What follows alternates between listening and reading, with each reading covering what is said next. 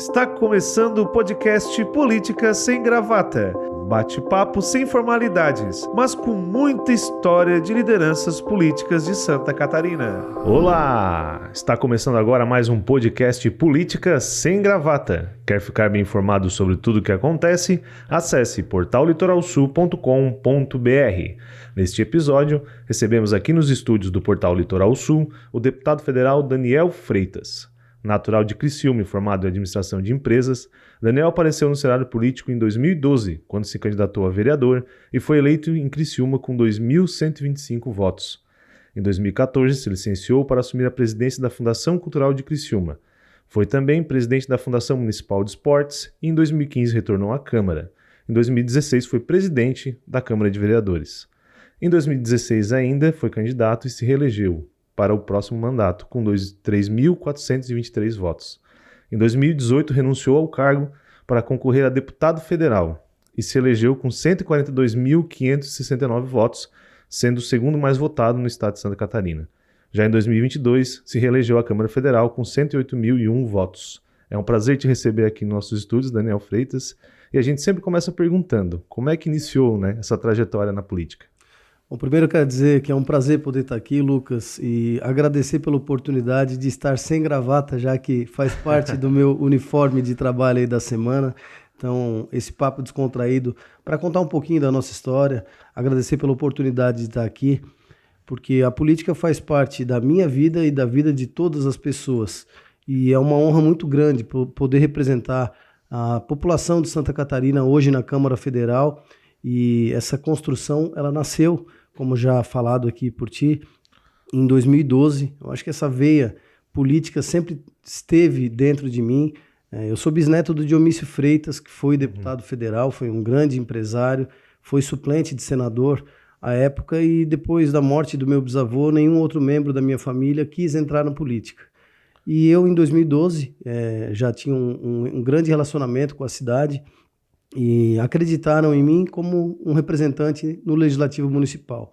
Para mim foi a minha melhor escola, poder conhecer profundamente as pessoas da minha cidade, cada cantinho dos bairros de Criciúma, e me entreguei verdadeiramente já no meu primeiro mandato para essa vida que até hoje eu carrego como uma missão de vida, Tem muitas ausências dentro de casa, várias renúncias, momentos importantes, meus filhos estão crescendo, e muitos desses momentos importantes, por me dedicar às pessoas de Santa Catarina e do Brasil agora, já que eu represento Santa Catarina, mas o povo brasileiro na Câmara Federal, mas eu faço com muito gosto, mesmo tendo um ônus muito grande. O bônus que eu quero carregar junto comigo é o legado que eu vou deixar diante de tanto trabalho e tanto esforço que eu entrego para a política. E como é que foi essa primeira campanha, Foi decidido já uma antecedência? Foi mais no próxima eleição? Como é que foi essa primeira campanha lá em 2012? Como é que foi esse sentimento? Eu, aqui em Criciúma, além de ter nascido numa família empresária, política, eu sempre fui muito socialmente, muito bem resolvido aqui. As pessoas, fui sempre envolvido, fui vocalista da banda Pé na Areia, o que me oportunizou já ter uma desenvoltura com o microfone, conversar com as pessoas. Depois entrei na área dos eventos, Eu fui por muitos anos gerente de eventos da Rádio Atlântida, executivo da RBS TV, e também montei a Xanaí Eventos, o Carnaval de Inverno de Criciúma e tantos outros eventos que a gente fez, e que, promovendo esses grandes encontros, ao mesmo tempo eu estava ali aparecendo como alguém que tirava do papel alguns sonhos.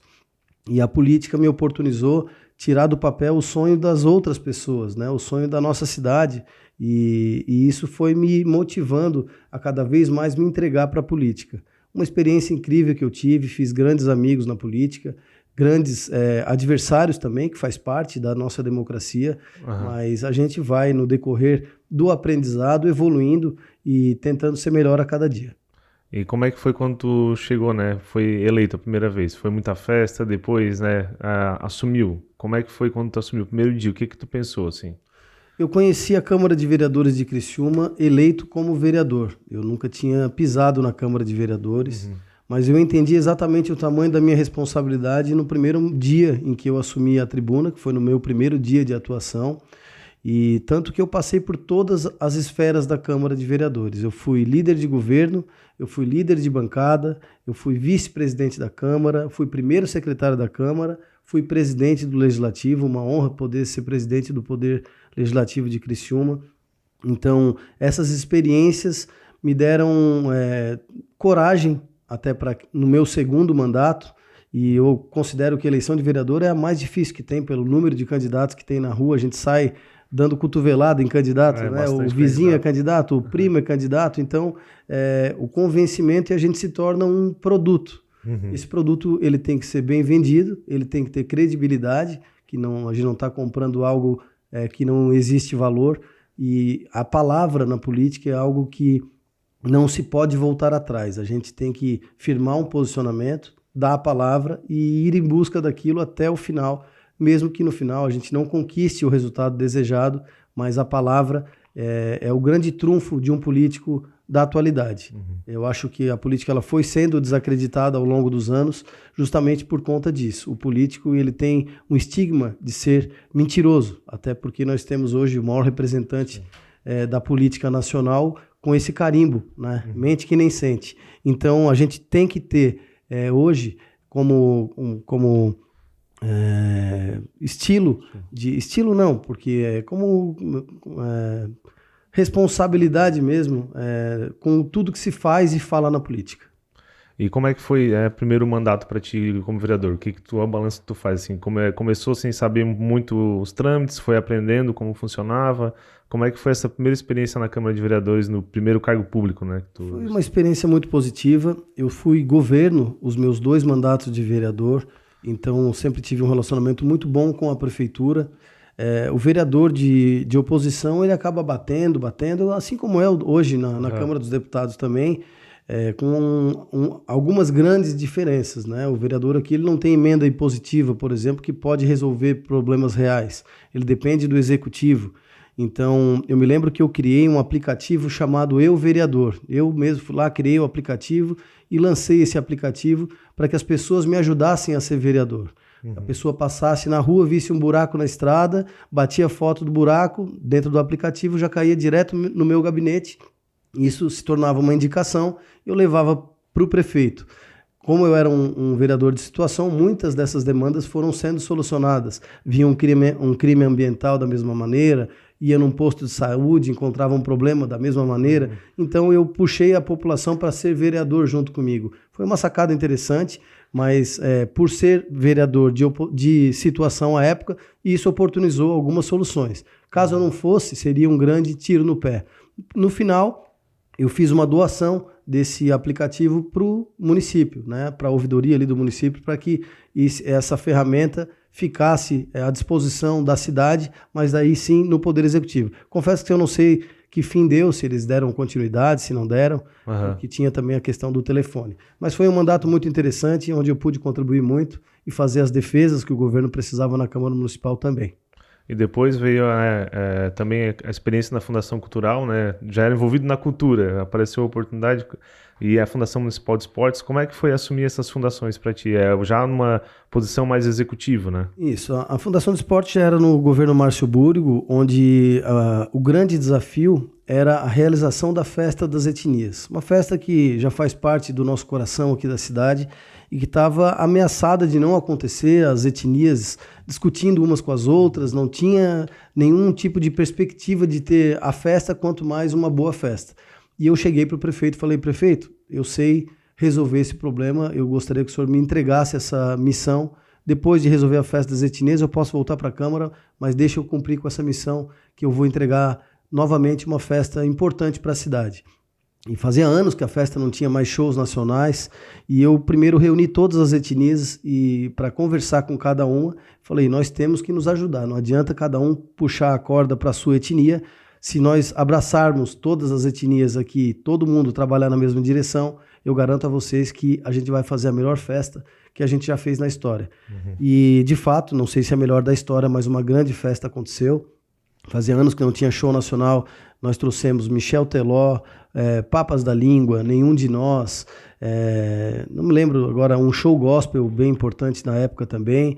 E eu trouxe uma questão diferente, que a festa sempre foi paga, e nós tornamos a festa gratuita para toda a população, com exceção dos shows, né? Os shows nacionais tinham que ser vendidos, comprados, né?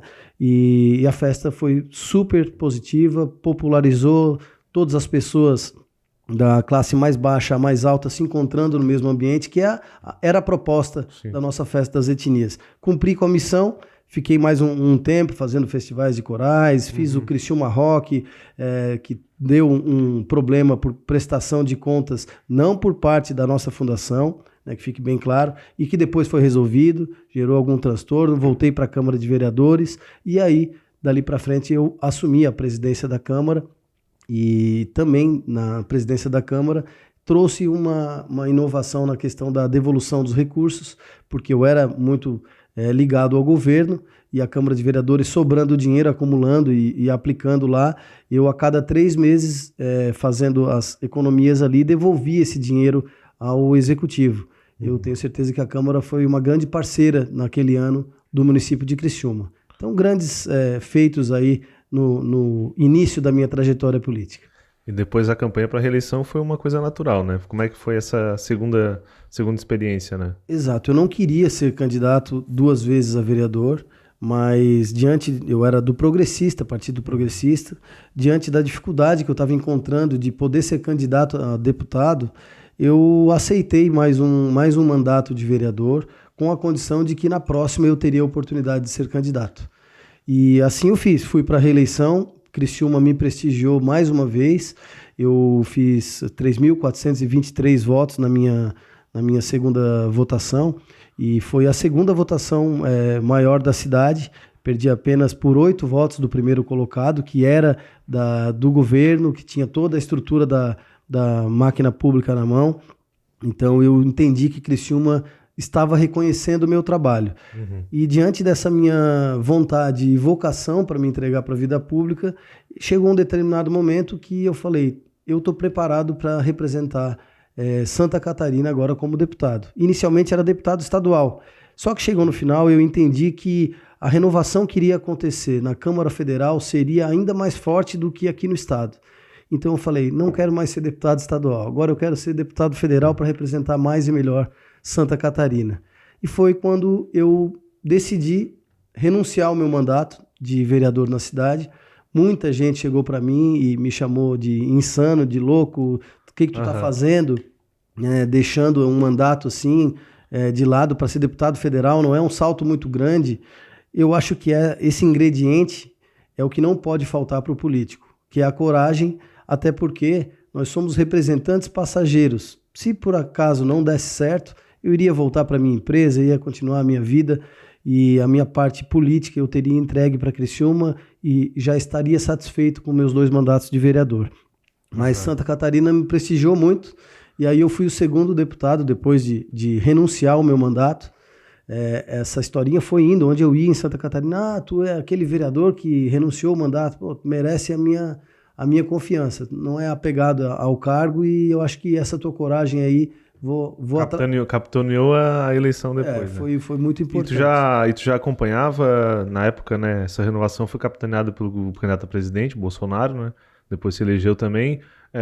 Na época, quando tu renunciou, tu já acompanhava, tu já percebia que tava vendo essa mudança, por isso que tu entrou no fluxo. Como é que foi esse processo até tu definir, não, eu vou realmente renunciar e vou arriscar, como diz outros. Eu conheci o Bolsonaro em 2016. Na verdade, eu sempre estive no partido do Bolsonaro. Quando eu fui a Brasília para conhecer o presidente Bolsonaro, eu fui como vereador, ele do deputado federal do Partido Progressista também. Nós conversamos lá, voltei de Brasília já com uma simpatia muito grande pelas ideias dele, pela atuação dele na Câmara Federal. E quando eu cheguei aqui, eu decidi que o partido, eu recebi propostas de outros partidos, propostas interessantes que me davam condições de sair, né, com fundo partidário, coisas assim, e aí entra a figura do meu pai. Meu pai, além de ser meu pai, é o meu líder, meu orientador né, e eu respeito muito a visão política que ele tem. Ele falou, ó, olha bem para esse deputado federal aqui, o Jair Bolsonaro. Eu acompanho ele lá de trás e esse aqui vai ser o futuro presidente do Brasil. Então descarta toda e qualquer outra oportunidade oferecida, mesmo que tenha fundo partidário, vai sem dinheiro por esse viés aqui do deputado Bolsonaro, que aqui a gente vai te eleger deputado federal e tu vai ser deputado federal do futuro presidente do Brasil. E assim a gente fez, na época no PSL, Bolsonaro no PSL, eu fui para o PSL, o segundo partido do Bolsonaro, e deu tudo certo, fizemos uma grande campanha. Eu falei para a minha equipe que o sonho era muito grande, né, o desafio era muito alto, era algo de bastante dificuldade, mas que a gente ia alcançar. Eu queria ser a Coca-Cola da eleição, foi isso que eu pedi para a minha equipe. Porque a Coca-Cola, a gente vai lá num barzinho na Amazônia, tem um barraquinho caindo na beira do rio, mas pode olhar para a prateleira, tá lá, que a Coca-Cola está lá. E eu queria ser isso, eu falei, nós temos 295 municípios, mas eu quero virar a Coca-Cola. Lá na ponta, de ponta a ponta, o Daniel Freitas tem que aparecer, mostrando as suas ideias, mostrando quem é e o que defende. E isso me oportunizou 142.571 votos em 287 ou 289 municípios, né? Acho que foi isso, 289 municípios. Ou seja, eu virei a Coca-Cola daquela eleição. Fui o segundo mais votado, perdi para o Hélio Costa, da época, que era um apresentador de televisão, TV, né? Que já era muito conhecido.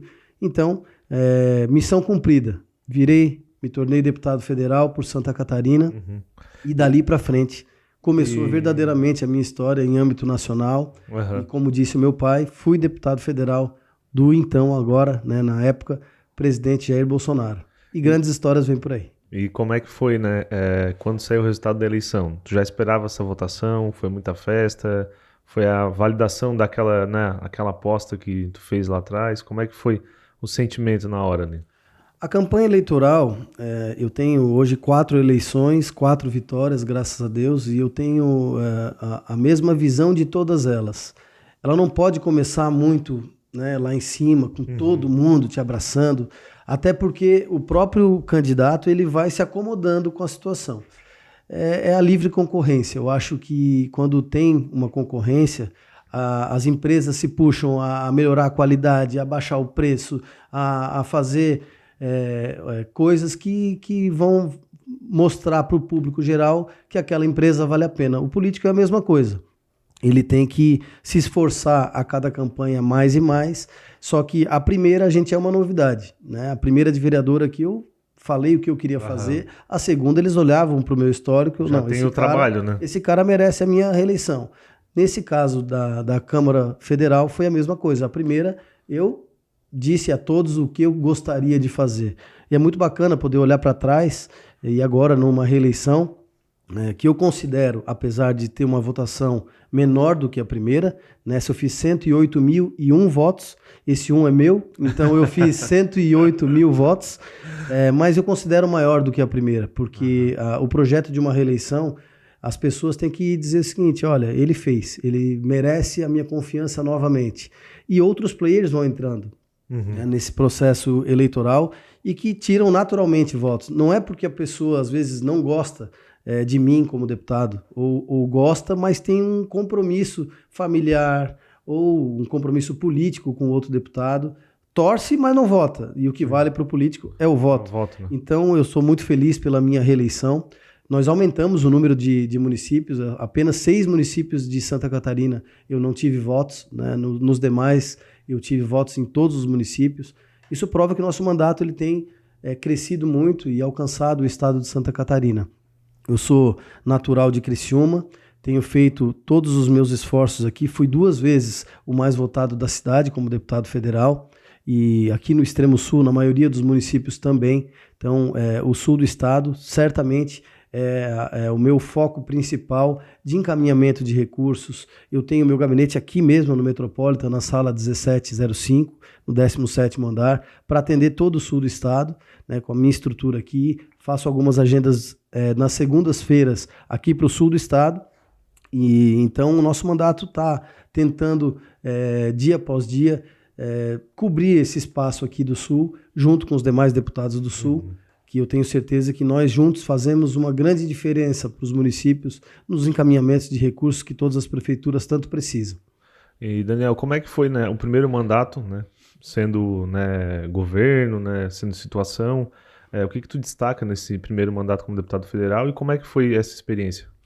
Bom, a experiência era de tempos em tempos eu mesmo me beliscava para entender se era verdade eu estar lá do lado do presidente Bolsonaro, dentro da sala dele, dentro do avião dele, dentro da casa dele, em momentos singulares. Teve a viagem a Miami, né, que foi aquela comitiva. Meu rosto foi o terceiro a aparecer no Jornal Nacional com Covid, então me senti muito culpado disso tudo, mas foram experiências incríveis que eu tive muitas oportunidades de aprender com o ser humano Bolsonaro, a forma de ele pensar, a forma correta de ele agir. Isso tudo, para mim, foi um grande aprendizado, muitos momentos de dificuldade. A pandemia trouxe uma crise institucional dentro do governo, que ele precisava de parceiros fiéis, escudeiros, e eu não tenho dúvida que o maior trunfo do meu primeiro mandato foi quando ele olhou para o time inteiro dele de deputados federais e apontou o dedo para mim e falou: nós precisamos fazer a PEC emergencial. Ele precisava entregar o auxílio, a segunda rodada do auxílio emergencial, e precisava criar o pontapé inicial da reforma tributária. Não essa que eu no caso não votei a favor, né? A gente aprovou, mas não com a minha digital, mas a reforma tributária que o país merecia. Então a PEC emergencial, ela levou, Paulo Guedes foi muito inteligente, ele colocou uma vara com uma cenourinha lá na frente, a cenoura representava o auxílio emergencial. E atrás daquela cenoura tinham vários gatilhos que iam tornar o Brasil fiscalmente super equilibrado. E era um grande desafio. Eu tinha 2 semanas para aprovar a PEC emergencial. Eu acordei com essa missão na minha cabeça, com a equipe econômica inteira dentro da minha casa. Nisso, o Paulo Guedes, o ex-presidente da Petrobras, o Caio Andrade, que era secretário do Paulo Guedes, foram muito ágeis e responsáveis comigo e com o país e com o presidente Bolsonaro de fazer uma imersão econômica dentro da minha casa, na minha cabeça, para que em 2 semanas eu estivesse 100% preparado para fazer as defesas da PEC. E a gente aprovou a PEC emergencial. O presidente conseguiu entregar o auxílio emergencial e nós garantimos o equilíbrio fiscal que o país tanto precisava. Então eu fui autor de 3 PECs no meu primeiro mandato, e que hoje já são leis importantes para a indústria, especialmente de tecnologia brasileira. Fiz parte de frentes parlamentares como presidente da Frente Parlamentar do Carvão Mineral, e junto com os demais deputados a gente fez grandes avanços aqui para a nossa região, para essa indústria importante. Sou presidente da Frente Parlamentar do Programa Espacial Brasileiro. Eu sou muito amigo do ministro, ex-ministro, agora senador Marcos Pontes. E o Marcos chegou para mim e falou: Daniel, eu preciso criar na Câmara Federal e no Senado uma frente parlamentar sobre o Programa Espacial Brasileiro. Eu gostaria que tu tomasse essa frente e fosse presidente. Falei: tá bom, ministro, deixa que eu vou fazer frente a isso aí. E eu assumi, fiz a frente, tudo certo. Depois eu me questionei: Programa Espacial Brasileiro. O que eu vou fazer nessa frente parlamentar que eu não vejo um foguete brasileiro passando por cima da minha cabeça? E aí veio o ciclone bomba. O ciclone bomba foi um desastre para todos nós, mas uma oportunidade que eu entendi na Câmara Federal. Eu fui até a Agência Espacial Brasileira e pedi a eles a ajuda para criarmos um projeto para aumentar a previsibilidade meteorológica, e eles nos trouxeram a ideia da Constelação Catarina. O que é a Constelação Catarina? São nanosatélites. Inclusive, um teste já está em órbita, 2 estão sendo construídos agora em Florianópolis. Então, uma indústria nova que nasceu aqui em Santa Catarina, em Florianópolis. Eles vão ser uma constelação num total de 12 mais 1. 12 mais 1. E com essa missão de garantir a previsibilidade meteorológica, a gente que de tempos em tempos leva essas pauladas do tempo, do vento, do clima. Eles vão ajudar na agricultura 4.0, vão ajudar na questão das fronteiras, e ela foi ganhando forma, eu fui encaminhando recursos de emenda individual, a bancada de Santa Catarina foi muito importante no start desse projeto, encaminhando emendas de bancada, esse projeto nasceu. Ele já tem carta de cooperação da Colômbia, carta de cooperação do Japão, esse projeto vai ganhar o mundo e nasceu de uma catástrofe aqui em Santa Catarina e dessa oportunidade de ser presidente da Frente Parlamentar do Programa Espacial Brasileiro. É difícil a gente recordar assim. São muitas coisas que aconteceram, né? Ao vivo aqui, mas tem muita história para contar, história que fez diferença na vida das pessoas. E esse eu acho que é o grande legado e esse esforço de poder entregar o melhor para Santa Catarina proporcionou a minha reeleição como deputado federal, que agora é um novo momento.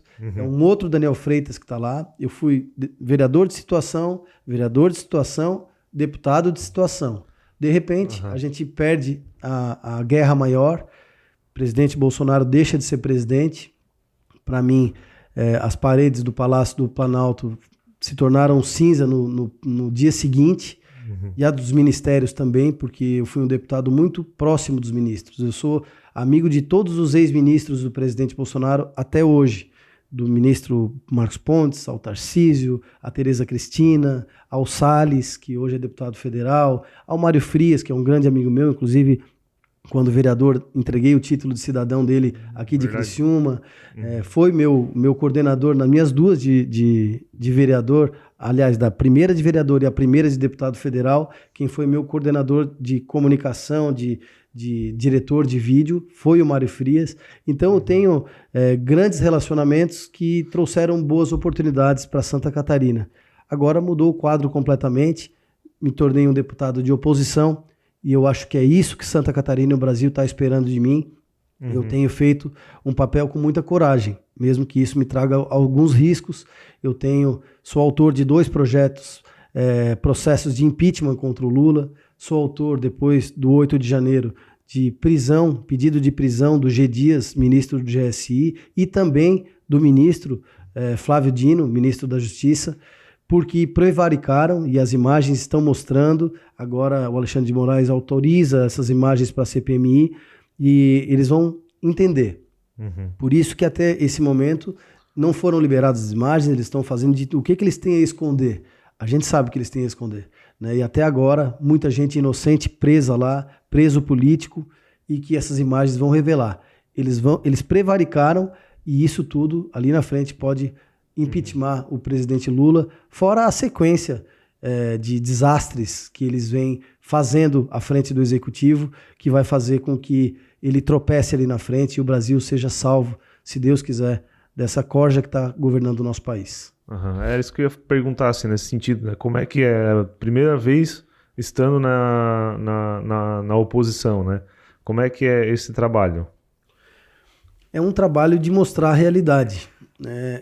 Eu brinco que ser líder de governo é como ter uma namorada, e essa namorada ela não é uma mulher de bem, é uma mulher que sai com vários homens, e todo mundo fala todo dia isso pra ti, tem que subir lá e dizer, não, ela é uma santa. É mais ou menos isso que acontece com o líder de governo. A oposição não, ela está pronta para falar a verdade.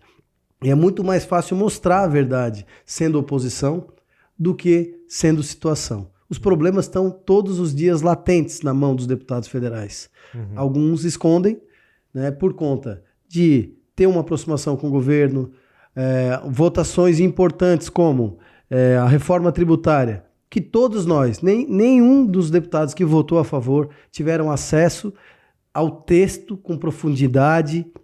Se nós não tivéssemos identificado a questão da cesta básica, a cesta básica teria passado nessa reforma tributária e não teria mais condições de um cidadão de baixa renda ter a sua cesta básica em casa. Então isso é um trabalho minucioso da oposição. Eu sou liderado lá pelo deputado Jordi, que é um grande amigo meu, que está fazendo um trabalho de oposição muito importante. Nós temos as reuniões de líderes todas as terças-feiras, às 10 horas da manhã, onde nós tratamos das narrativas da semana, e ali a gente identifica quais são os pontos da semana que nós temos que estar firmemente juntos, unidos, porque somos muito mais fortes, né? Somos 99 deputados do PL. Desses 99, não digo que somos 99 fiéis escudeiros do presidente Bolsonaro, mas somos um partido. E, além dos 99, temos outros partidos que compartilham das nossas ideias. Uma parcela de deputados de outros partidos também não são 100% centrão. Tem uma parcela de deputados que vem conosco nisso aí. Então, nós somos mais de 100 deputados na Câmara Federal. Isso faz com que a oposição tenha força. Nós tivemos grandes vitórias. O projeto da fake news, ele foi várias tentativas no mandato passado, nós já tivemos a oportunidade de derrubar. Agora, o presidente Lira trouxe novamente o requerimento de urgência, nós iríamos para a votação e iríamos ganhar a votação. No final, eles retiraram de pauta porque viram que iriam perder no plenário essa batalha das fake news. Agora, já estamos novamente sendo ameaçados de que essa semana que vem, as fatias desse projeto começam a entrar na Câmara, porque eles entenderam que daquela forma eles iriam perder, e agora é bom que a população fique atenta, as nossas liberdades estão sendo ameaçadas, e esse projeto, agora de maneira fatiada, vai fatiando a nossa liberdade. Então, que os deputados possam estar atentos para que a gente não deixe passar o projeto das fake news. Tantos outros aí que estão na gaveta e que eles vão colocando para colocar em prática tudo aquilo que falaram em campanha. E para ti, assim, voltando um pouco assim, né? Tu saiu de uma Câmara com 17 vereadores e tu foi para uma Câmara dos Deputados com 200, quase 300 deputados, né? Como é que é trabalhar nessa diferença? Aqui tu conversava com a pessoa, proximidade e tal, e na Câmara tu tens todo um processo, né? Tu quer conseguir aprovar uma lei, conseguir aprovar uma PEC, tem todo um trabalho. Como é que funciona, como é que tu diferencia isso? Como é que foi essa experiência para ti? É o aumento do desafio que eu comentei anteriormente, mas eu me preparei muito para isso. Eu cheguei lá e no segundo ano do meu mandato eu já fui o coordenador da bancada catarinense. Então essa foi uma outra grande honra, né? Os 3 senadores, né, da época e os 16 deputados federais, eu chegar em primeiro mandato e ser o coordenador de todos, justamente por conta desse meu relacionamento com os ministros. Eu era, naquele momento, o deputado que resolvia os problemas dentro dos ministérios, por essa interlocução, por essa facilidade de estar lá dentro, de agendas. Então, isso foi muito importante. E dentro do Congresso Nacional, a PEC emergencial foi um grande exemplo disso. Eu tive que conversar com a esquerda, tive que conversar com o centro, tive que conversar com os nossos deputados de direita, porque eles queriam que os profissionais da segurança pública fossem agraciados com promoções e progressões, e no final nós conseguimos entregar para os profissionais de segurança pública, e para todos, na verdade, fizemos uma de saúde, todos tiveram essas promoções e progressões, entregamos, ganhei nota 10 do presidente Bolsonaro, nota 9 do Paulo Guedes, porque nós perdemos a questão dos fundos na PEC, e nota 10 do Lira, porque ele não queria que eu fosse, ele me chamou, Daniel, você foi escolhido para ser o relator da PEC emergencial, mas eu não quero ver aqui um deputado do Bolsonaro trabalhando no texto, porque isso aqui é a Câmara dos Deputados, nós somos a população brasileira. E a Câmara tem que ser ouvida, os deputados têm que ser ouvidos. Falei, presidente, deixa comigo que eu vou ter a paciência de dialogar com todos até que possamos chegar no texto ideal. E no final, a gente conseguiu alcançar o que todos gostariam e a PEC foi bem entregue para todos os brasileiros. Isso foi um papel de muito diálogo. E como é que tu vê hoje, né, Santa Catarina, né, o governador Jorginho Melo, Santa Catarina sempre, né, nessa reeleição também mostrou bastante apoio, né, ao presidente Bolsonaro, teve uma votação grande, bastante deputados eleitos. Como é que tu vê esse cenário de 2000, né, quando tu começou lá 2018, né, aquela eleição, para essa eleição agora do ano passado?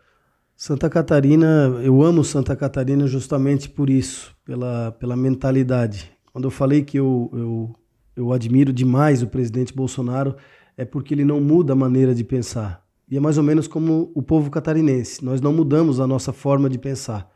Nós somos um povo conservador, nós somos um estado pujante, nós somos empresários, trabalhadores, pessoas que não esperam o governo ajudar.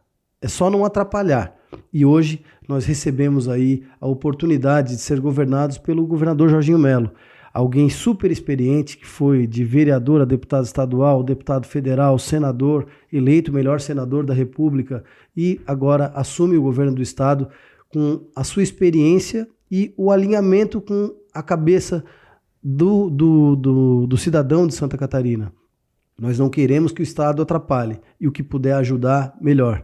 E é isso que ele tem feito. Montou um time de secretários que prestigia muito a região sul. Nós temos praticamente 5 aqui da região sul. E agora com a entrada do Ricardo Guidi também, no meio ambiente, Criciúma passa a ser prestigiada. O governador ele tem calma, que é um ingrediente importante diante de tantos desafios. Quando se tem uma crise e a gente olha para o líder e ele está tranquilo, é porque ele sabe o que ele precisa fazer. E é assim que eu vejo o governador Jorginho Melo. Eu estou pronto para ajudar, tenho conversado com ele de maneira muito constante. A bancada é muito importante para ele, seja estadual ou federal. As conquistas da universidade gratuita, da redução das filas de cirurgias eletivas, as propostas de campanha estão saindo do papel. É claro que o povo é imediatista e quer que seja feito para ontem, mas tudo está acontecendo. Por isso que esses primeiros 4 anos do governador Jorginho Melo, ele vai mostrar, e agora já aparece com 77,3% de aprovação pelos catarinenses. Não tenho dúvida que será um grande governo do governador Jorginho Melo, e nós estamos aqui não só para aplaudir, mas para contribuir e muitas vezes dar algumas dicas, né, se é que a minha pouca experiência política permite, né, mas eu tenho certeza que ele, como um bom ouvinte e humilde governador que ele tem ouvido bastante coisa e tem resolvido muito problema dos catarinenses. E, Daniel, já pensando agora no que vem, tem eleição municipal, né? Com certeza tem toda a conjuntura partidária, vai ser candidato quem não vai, como é que vai ser essa conversa. Como é que está essa conversa já? Vocês já estão dialogando sobre isso? Já tem um alinhamento? Como é que está essa situação das eleições municipais do ano que vem? Eu, como deputado federal, eu tenho sido procurado para ajudar nas construções partidárias, especialmente aqui do Sul, de todos os municípios aqui do Sul, juntamente com a deputada Júlia Zanata, juntamente com o deputado Gessé Lopes, juntamente com o deputado Sorato.